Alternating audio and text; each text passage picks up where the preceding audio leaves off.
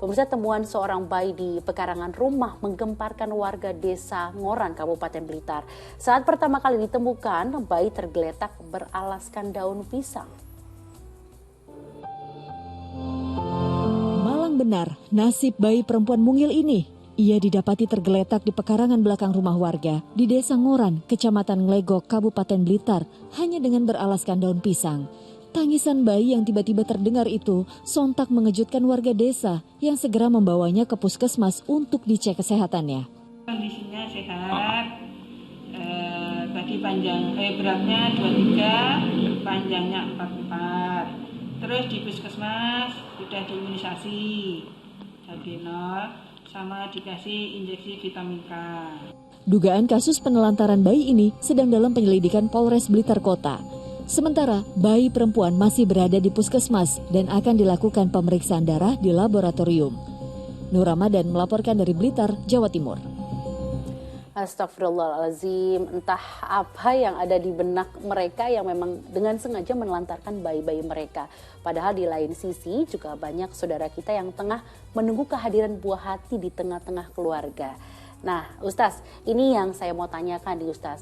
Dosa gak sih kita bagi orang tua yang memang sengaja menelantarkan bayi seperti kasus yang baru saja tadi kita saksikan? Ya, betul Mbak Sheila. Bayi itu adalah amanah dari Allah, anugerah dari Allah. Karena itu amanah, maka wajib siapapun orang tua untuk memelihara, mengasuh, membesarkan, memenuhi hak semua dari yang dibutuhkan oleh bayi hingga dewasa, hingga ia berumah tangga. Karenanya dikatakan oleh para ulama, siapapun yang membuang, yang menelantarkan, yang tidak mengasuh, yang mengabaikan hak-hak anak, maka ia termasuk melakukan dosa besar. Saking dosa besar inilah yang dahulu disampaikan oleh Allah. Peristiwa zaman dahulu di masa jahiliyah, bayi dikubur hidup-hidup. Wa idzal mau'udatu su'ila. Dahulu seperti itu. Sekarang banyak pula yang membuang bayi, menelantarkan, tidak bertanggung jawab dan sebagainya. Kategorinya sama saja, hanya beda bentuknya saja. Siapapun amanah itu wajib untuk ia jaga, ia pelihara, bahkan ia penuhi semua haknya. Insya Allah, siapa yang menjaga anaknya, siapa yang memelihara, meskipun bukan anak kandungnya, orang mengangkat anak, atau nanti bayi ini ada yang mengasuhnya, siapapun yang mengasuhnya akan mendapatkan imbalan yang berlipat ganda dari Allah, akan menjadi investasi pahala di sisi Allah, dan anak itu akan mendoakan, dan doa anak yang soleh akan terus mengalir, tidak diputus oleh Allah kepada orang tuanya atau yang mau mengasuhnya. Amin ya rabbal alamin. Amin. Ya Ustaz, tentunya kita sebagai orang tua harus lebih paham gitu ya, menelantarkan anak itu adalah dosa yang besar. Nah Ustaz, jika memang kita sebagai orang tua gitu tidak mampu merawat anak itu dan menitipkan anak ke orang yang kita kenal, apakah kita sebagai orang tua ini berdosa Ustaz? Ya, di sini ada namanya pola asuh atau pola anak angkat. Dan itu adalah sistem yang dibolehkan oleh Islam. Ketika orang tua merasa tidak mampu memenuhi kebutuhan, terutama materi, ya, maka ia meminta orang lain untuk mengasuhnya, untuk memeliharanya. Tetap, namun ada kewajiban yang wajib ditunaikan oleh orang tua kandung. Tetap ia menjadi ayah kandungnya, tetap ia menjadi ibu kandungnya. Nanti berbagai hal terkait dengan anak itu kembali kepada orang tua kandungnya. Namun dibolehkan itu kenapa? Karena agar anak itu tumbuh dengan baik, terpenuhi seluruh kebutuhan-kebutuhannya.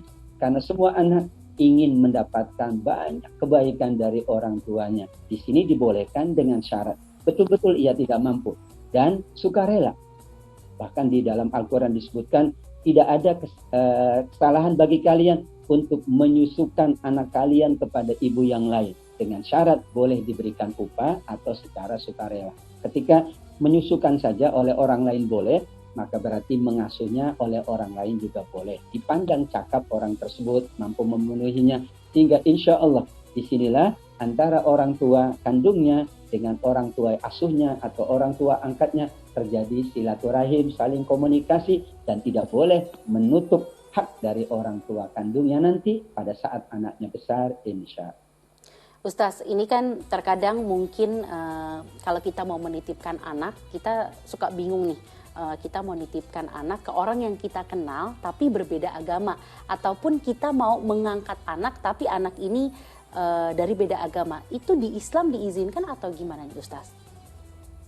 Ya, anak itu kan disebutkan oleh Nabi, kullu mauludin yuladu alal fitrah. Semua yang lahir dari siapapun, bahkan dari orang tua yang beda agama, tetap disebut fitrah, suci lahir dan batin, bersih. Sehingga siapapun yang mengasuhnya, insya Allah mendapatkan pahala dari Allah. Hingga nanti ketika dia mengasuh, tentu diingatkan bahwa anak ini orang tuanya adalah muslim misalnya, atau yang muslim mengasuh, maka dia dipersilahkan nanti ketika dia sudah selesai mengasuhnya, dipersilahkan orang tua kandungnya. Namun jika orang tua kandungnya mempercayai kita, maka berarti insya Allah anak itu bisa kita didik dengan pendidikan-pendidikan yang baik, dengan pengajaran-pengajaran yang baik, maka insya Allah anak itu tumbuh akan menjadi seorang yang berguna untuk orang tua kandungnya dan untuk pula orang tua yang mengasuhnya. Tidak ada masalah untuk siapapun mengasuh anak, karena itu merupakan satu perbuatan mulia agar anak itu mendapat haknya secara baik sesuai dengan tuntunan agama kita dan tuntunan negara kita, insya Allah.